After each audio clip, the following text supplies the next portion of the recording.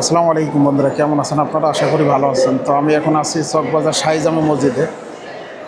পুরান ঢাকার একটি ঐতিহ্যবাহী মসজিদ হলো চকবাজার শাহী জামে মসজিদ। এই মসজিদকে কেন্দ্র করে হরেক রকমের ইফতার এখানে পাওয়া যায়। শোনা যায় 400 বছরের ঐতিহ্যবাহী ইফতার বাজার। মসজিদের সামনেই বিক্রি হয় চকবাজারের ঐতিহ্যবাহী ইফতার বাজার।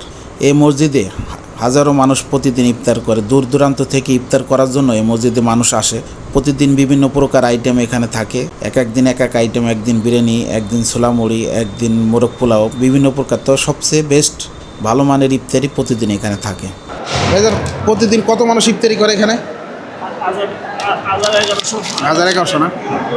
আজকে কি কি আয়োজন আছে ইফতারিতে? আজকে সবজি পোলাও। সূর্য পোলাও আর এগুলো না? জি।